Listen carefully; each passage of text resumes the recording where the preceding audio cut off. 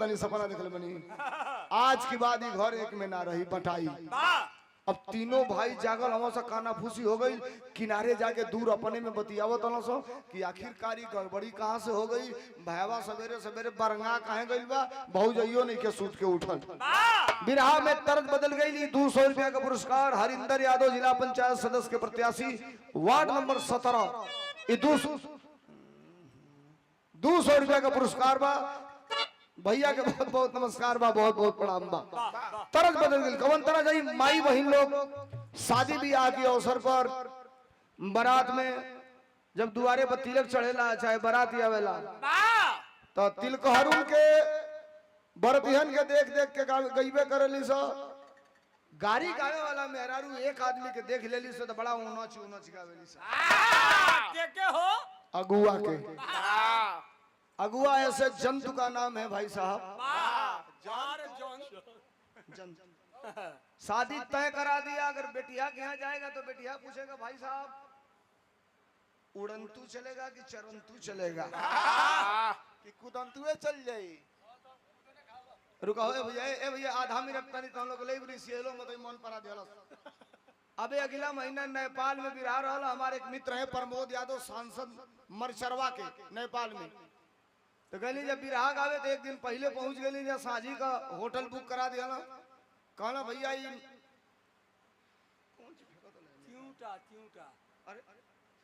प्रमोद यादव सांसद जी hotel book करा दिया। रात भर हमने कोई में ठहरा दिया। कहना कि जवन मन करी तो ऑर्डर करके खाना खा लिया। तो 8 बजल तो तनी हमके नहाए ग्राम जाके कहनी नहाए जाता नहीं ये लोग से कहनी कि ऑर्डर कर लिया लोग हम के कुछ मंगा दिया लोग। तो हम कहनी का खइबो लोग तो कहत ना सा दूसरे के घरे खाई ले या सादा भोजन कर जाइए बीर रस चाहिए। हम कहनी तो जवन खाए के बा खा लो लोग। हम अइली तो कहनी ऑर्डर दिया गइल बा तो दिया गइल बा। तई 3 जानी देले रहलो चिकन हाफ चिकन हम छोड़ देले बनी। हई एक जानी देला बिरयानी हई जवनवा दे देलस कुद्दन। हम कहनी हमार पनीर दे दिया लोग। 20 मिनट की बात है ना बोलो भैया। 20 मिनट के बाद टेबल पर आ गए भोजन डाइनिंग टेबल पर। तो जब सब्जियां सबको खोलाई तो पूरा रस्सा से लबालब भरल रहे, छोटी छोटी मटकी रहे, सबको भरल रहे। तो 2 रोटी तो वही रसवा में डुबा डुबा खा लेने जा। हमारा तो नहीं गड़बड़ लागे हेकर वाला जो मटकिया रहे में। तो हम कहनी कि हम अपन पनीरवा गिरा लेनी थरिया में। अब देहाती आदमी यो थरिया में गिरा ले अपन चिकन मुर्गा यो बिरयानी गिरा लिया थरिया में। आज जब ये गिरा रहा है हम कहनी ई कौन सब्जी? अरे भैया देखा नई वेराइटी आई है कुद्दन है। बाहर कुद्दन 650 रुपये का हाफ प्लेट है। इन लोगों का 250 रुपये का हाफ प्लेट है। हम कहनी कुद्दन कोनो नया वेराइटी हुई का है सरे। हम कहनी गिराओ थरिया में। तो जब गिरावे तो वही थरिया में तो उरे मेघा तोबा तोबा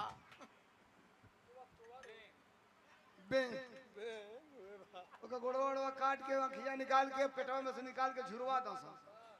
देखत जाके छाते पे जाके देखत है तो झुरावे के पसरने वाला सा। आज जब बनावे को होखे तो के जगह दौरिया नहीं ढेवल जला सोयाबीनवा दौरिया तो आधा घंटा पहले पानी में डालना सब फूल के ऐसे हो जाए बस बेसन में लपेट के ताल के छान के पकौड़ी नहीं है और वही का सब्जी बना जाए।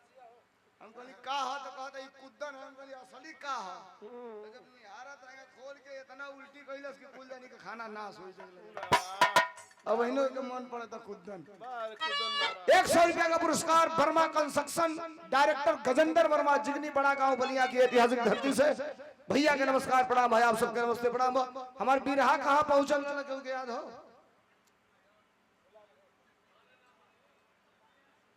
अलगा होई अब बटाई तब्बे घर एक में अब ना रही। बिरहा का तरज लग गई। तीनों भाई आपस में बैठ के किसनवा तो कहलस कि अब एक में ना रही तो ले तीनों भैया जाके आपस में बतियावत हम सेटिंग करत हम कि आखिर गड़बड़ी कहाँ से हुआ है। तरज है बिरहा का। कौन तरज है मास्टर?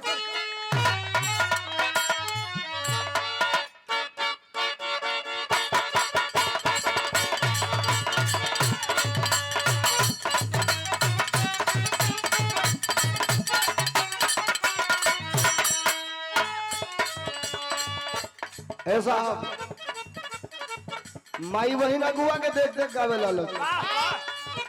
कटहर के तीन गो पाता, कटहर के तीन गो पाता, कटहर के तीन गो पाता, तीनों का चनार जी।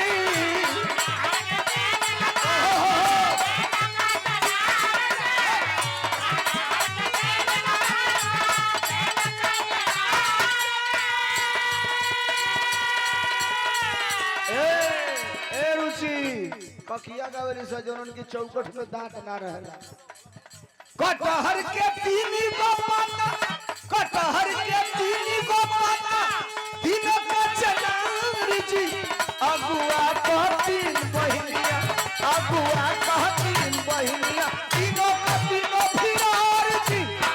अगुआ का तीन बहिनिया, तीनों का तीनों फिरार जी।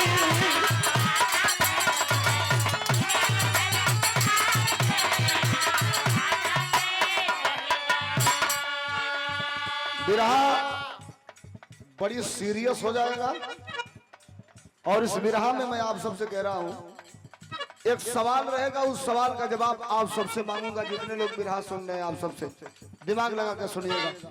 तीनों भाई आपस में बात कर रहे हैं। क्या कहले? तीनों भैया कहीं नहीं अपने मनवा में विचार जी।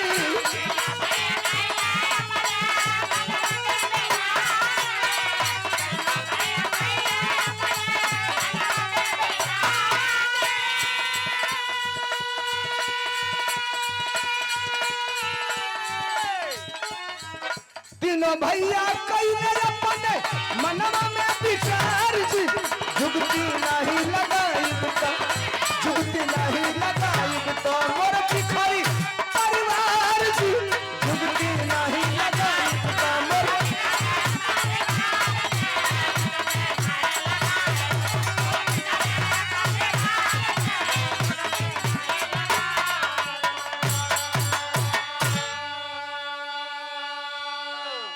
अब समझिए बात को, पैटर्न पे आ जाइए, विरहा के मेन पॉइंट पर आ जाइए।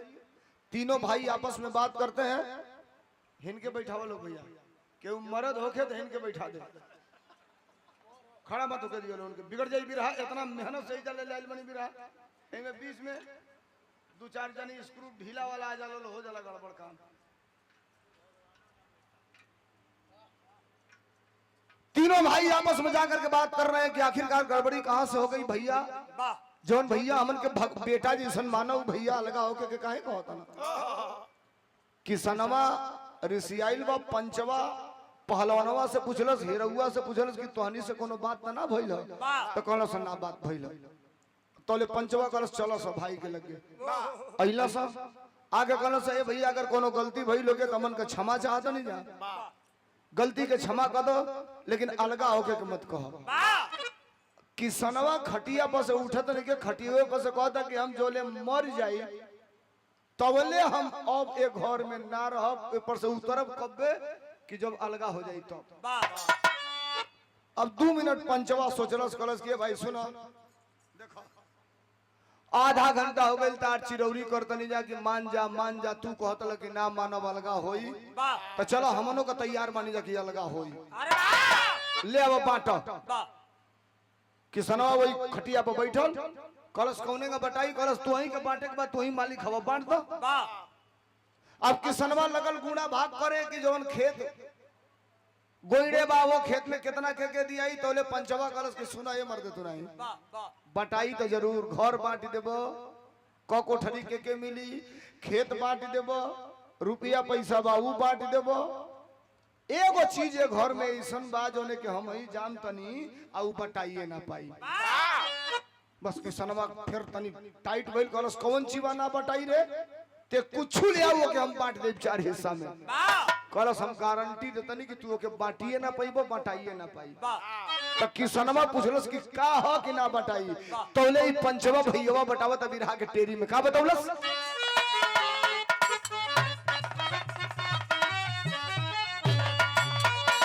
बटाई बटाई कैसे बोला भैया, बाबू धई के गईला 13,000 रुपया।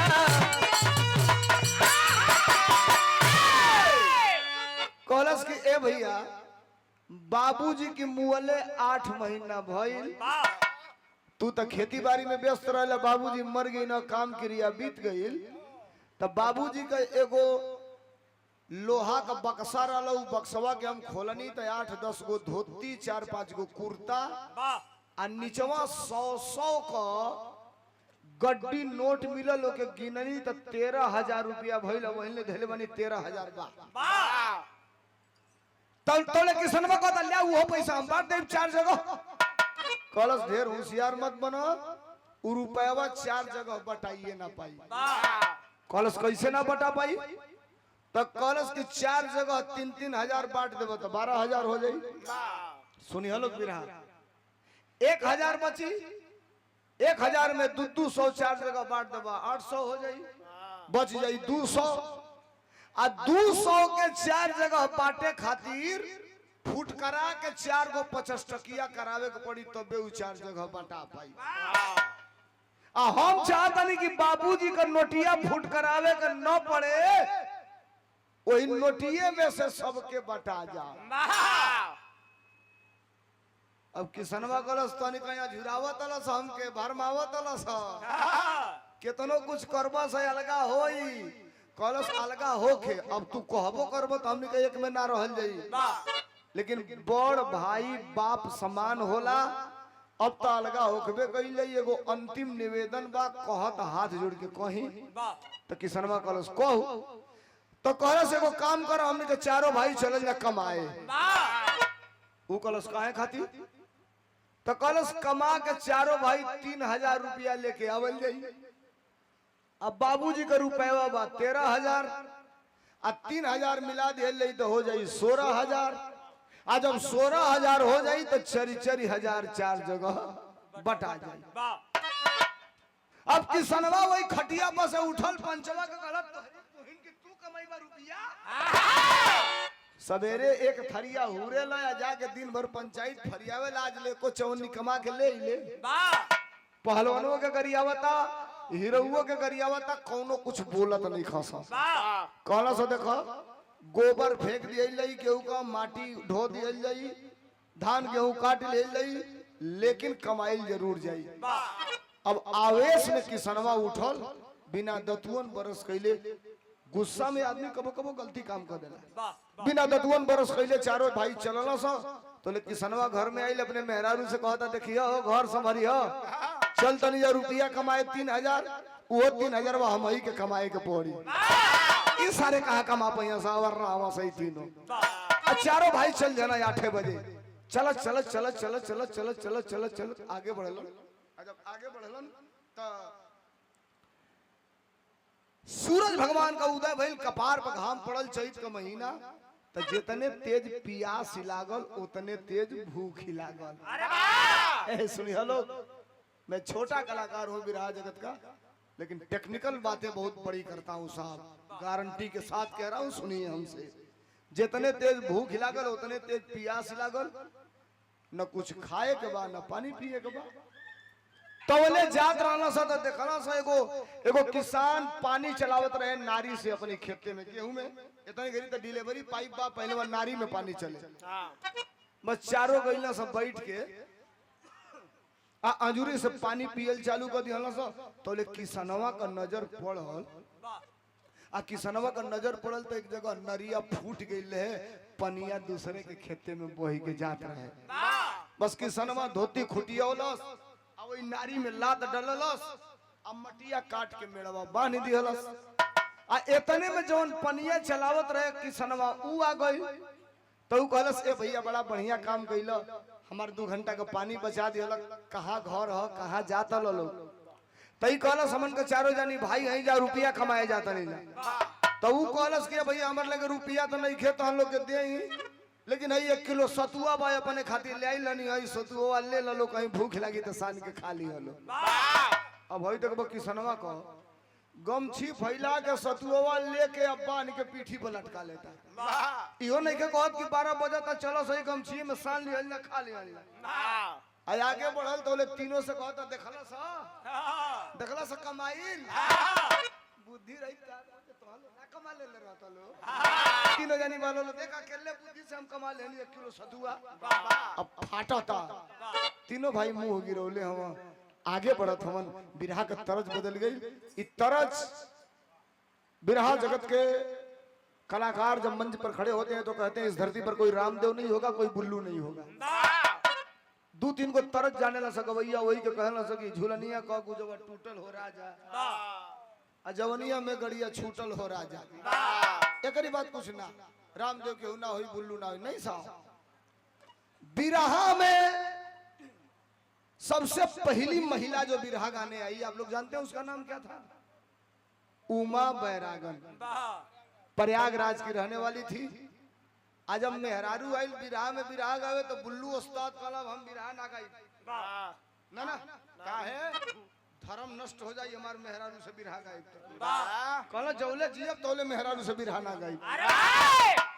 ए भैया तौले धोखा से बनारस टेंगरा मोड़ पर कमेटी वाला बिरहा लिखा देना सब बुल्लू का उमा बैरागन का और लेडी सभा से कहना था कि ते आके किनारे कहीं खड़ा रही है बुल्लू खड़ा होकर जब वंदना गावल चालू करी है तब मंच पे आई है पहले आज में तू कहीं ना है बच गई 11 बुल्लू कमेटी वाला से कहना दूसरी पार्टी कहाँ है तो कमेटी वाला कहना सही साहब आवत रहला सर रामनगर में बड़ा लम्हर जाम लागल वही में फसल हवा सा और चालू करी अब बुल्लू खड़ा होके वंदना गावत नयन भरी के नयन भरी के हो चलत देखी आई आ तौले मेहरारू लुग्गा पहिरले ढोलक हारमोनिया लिहले आके मंचे को बैठ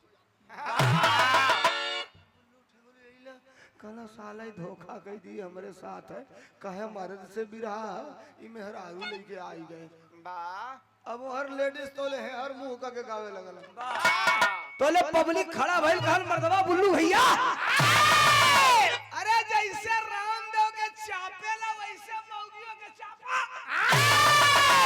चापा मर्दवा इज्जत कमा देला तू बुल्लू भैया कहीं आई पे हाथ लगौलन वाह वाह कहलन ले पट्टे जब जनेऊ तुरवाई दिए तब हम चाप रहे हैं ए पहला तरज मेहरारू के विरुद्ध वाह वाह बुल्लू उस्ताद गौले देखा कितना गहराई ले गौला का गौले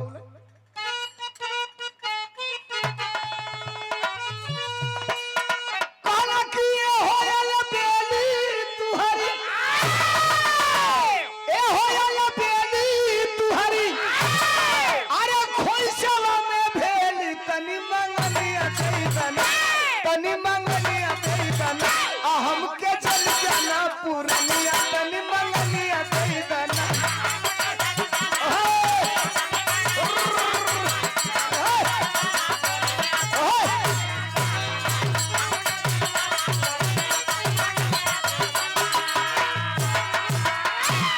ये तरज के छोड़ा 1 किलो सतुआ लेके चारों भाई आगे बढ़लन बिरहा का भाव का लगल मास्टर अरे चलो रे चारों भाई तब कमाया के रुपया तब समैया बढ़ना अगवा हो रहल लड़ैया तब समैया बढ़ना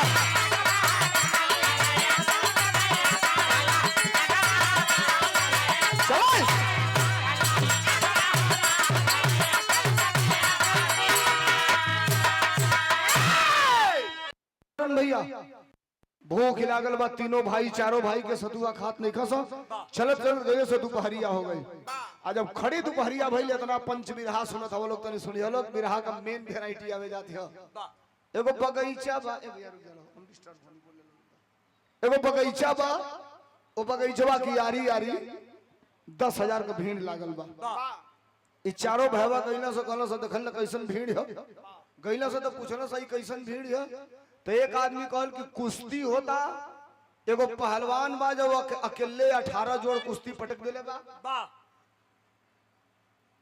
कमेटी का इनाम 10,000 बटले बा पहलवानवा अपनी ओर से इनाम घोषित कर देले बा कि जो के पटकी हो के 10,000 रुपया का इनाम दिया तौले पंचवा भैया तकलस अपने पहलवानवा भैया की ओर कहलस पट्टे तोरो जिंदगी अजुएले बा ए भैया तौले ई पहलवानवा भैया किनारे जाके जंगिया निगोटा कस के अखाड़े पे चढ़ल वाह आ जब चढ़ल तो ले किसनवा ई पंचवा देखलस तो अंतर जानत कितना एकर वजन 62 किलो आ जोन चैलेंजवा बोल रहे ओकर वजन 82 किलो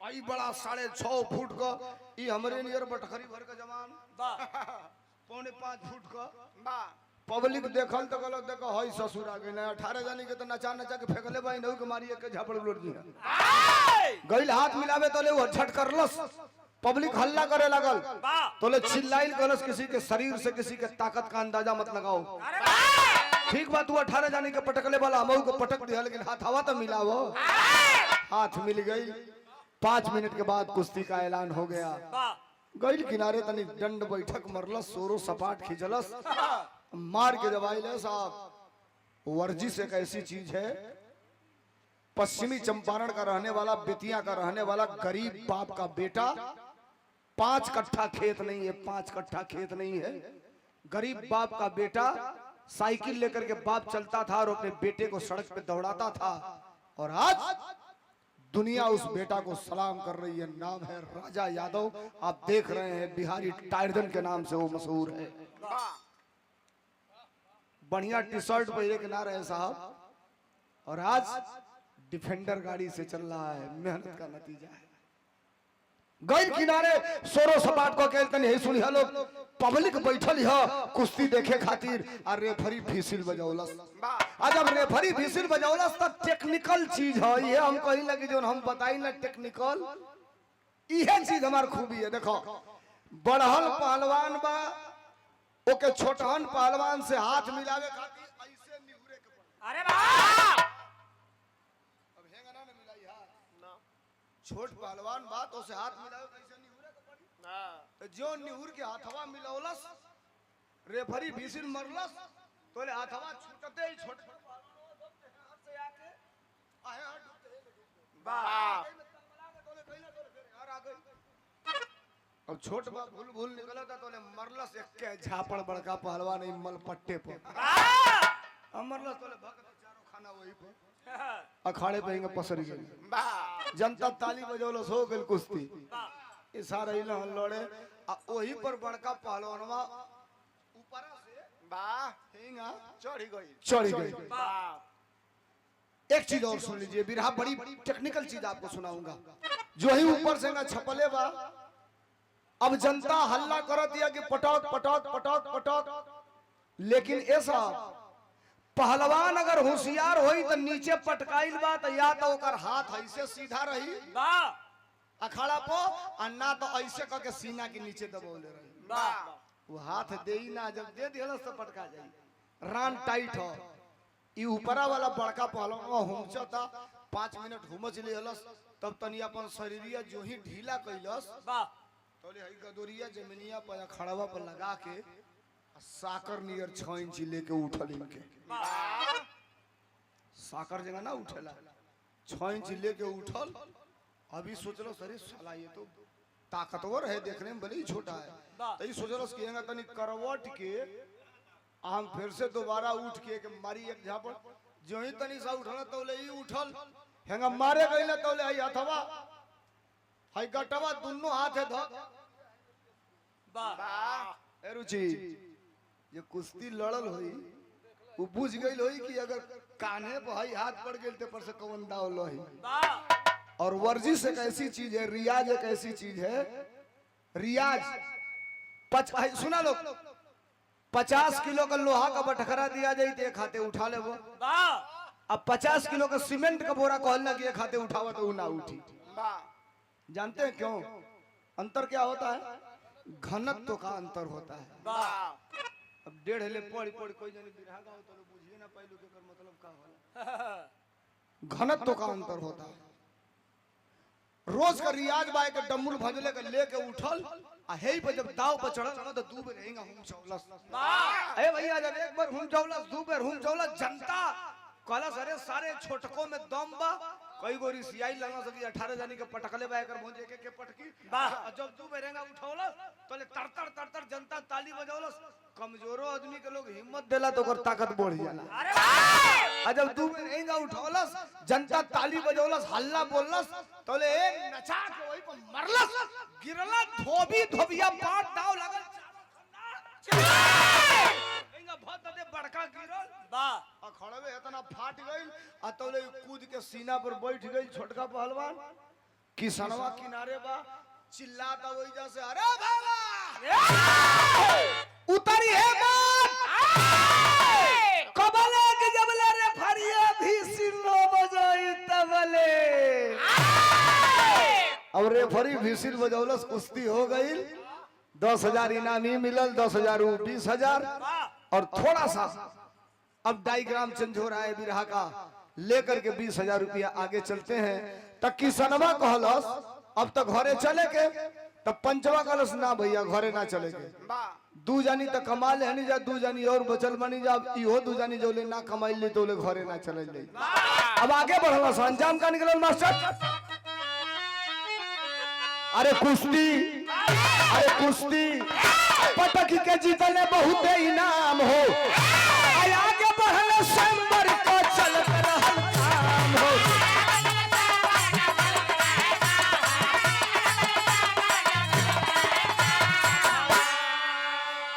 हरिंदर यादव जिला पंचायत पद के प्रत्याशी वार्ड नंबर 17 भैया के तरफ से 100 रुपया का पुरस्कार बा। हरिंदर भैया के नमस्कार बा, प्रणाम बा। ये 51 रुपया का पुरस्कार बा। अतुल बर्तन सेठ व सपना जनरल स्टोर जिगनी बड़ा गांव बलिया भाई के तरफ से 51 रुपया का पुरस्कार। बहुत बहुत धन्यवाद, बहुत बहुत नमस्कार। 20,000 एजा से लेहला से लेके आगे बढ़त हम सो आगे कहना से तर रात हो गई, तनी बतिया के सुनल जाओ, मुनहार हो गई। सोचना से कहा भोजन कैले यही 1 किलो सतुआ ले ले भाई, कुछ देते नहीं खे तो ले देखला से जैसे बिजली बत्ती एजा लागल बा, वहीं एक जगह लाइट जरत रहे। तो कहना से कोनो बड़े आदमी के बारात आइल होई, चलल जा, चाहे घरतिया बन जाई चाहे बरतिया बन जाई, भोजन करके सुतल जाई, बिहाने आगे बढ़ल जाई। गईला से जाके हाइजोन की सनवा रहे, पहले लोग में बड़ा बराव होके, हर आदमी हर बिरादर के यहाँ खाओ नहीं, पहले बड़ी विषमता रहे। तो दुआरे गईला से तो पूछना से भैया कोने बिरादर का बारात हो, तो एक आदमी कहल ई बारात ना हो, ई बराता हो। एकर का मतलब आ तो राजा के लड़की का स्वयंवर रचाइल बा।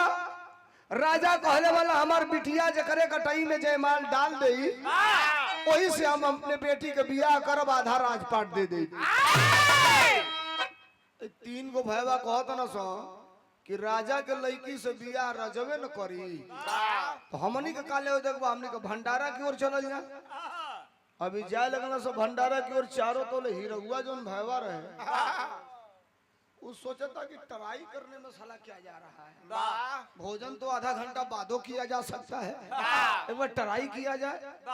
अभी 3 जनी गई लो भंडारा में, ही जाता स्वयंवर में, देखा था लाइनी से राजा खड़ा हुआ से, कोनो 5 किलो सोना पहिर लेबा, कोनो 4 किलो चांदी पहिर लेबा, बड़की बड़की मोछ भाला तलवार लेके खड़ा हुआ से।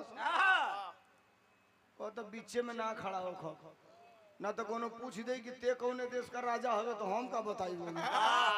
सबसे अंतिम में जाके खड़ा भई, जाके खड़ा हो आ तौले राजा का लड़की चलल जयमाल लेके आइल हो। राजा जहां से खड़ा रहना से पहला राजा के यहाँ जैसे ऐसे कहने जो साइकोलॉजी पढ़े ले हुई, तो मेरी बात के ध्यान दी। राजा का लड़की जयमाल ले ले भैया भैया भैया भैया अल्ले के पहला राजा के लगे खड़ा भइल बा।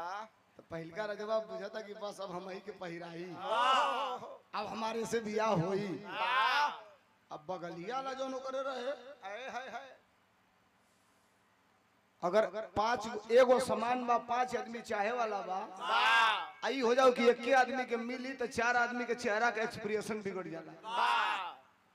कोई रजवा के लगे पहला वाला के लगे खड़ा बिया, दूसर का वाला मुंह टेढ़ के